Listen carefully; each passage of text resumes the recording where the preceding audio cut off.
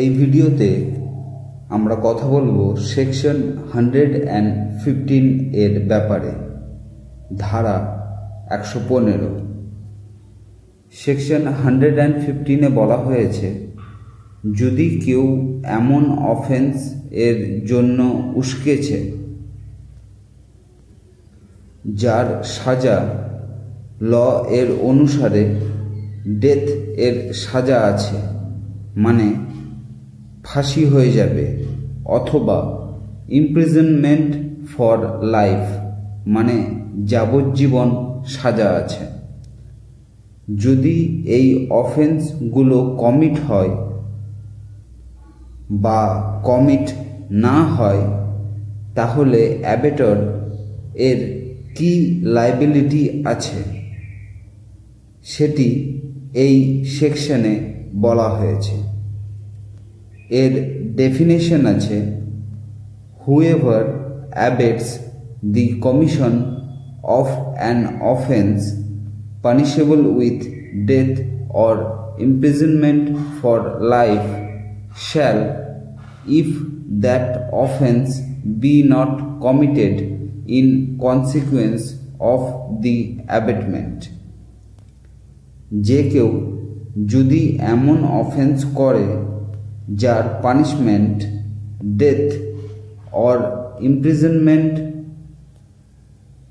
For life আছে, আর সেই offence যদি কমিট না হয়,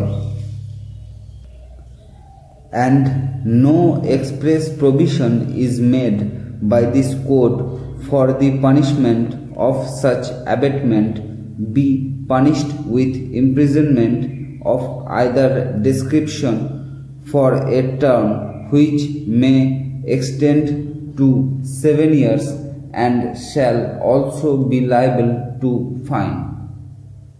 মানে যদি কেউ এমন অফেন্স করে যার punishment death or life imprisonment আছে, আর সেই অফেন্স যদি কমিট না হয়, মানে সেখানে অফেন্স করতে গেছে কিন্তু করতে পারেনি, এক্ষেত্রে অ্যাবেটমেন্ট এর যদি কোনো এক্সপ্রেস প্রভিশন না থাকে, তখন যে অ্যাবেটর আছে তাকে 7 বছরের সাজা দেওয়া হবে, সাথে জরিমানাও করা হতে পারে।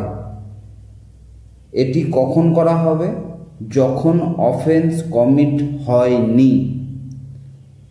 এখন জানব, যদি অফেন্স কমিট হয়ে যায় এবং এর জন্য যদি কোনো এক্সপ্রেস প্রভিশন না দেওয়া থাকে, তখন কত বছরের সাজা হবে।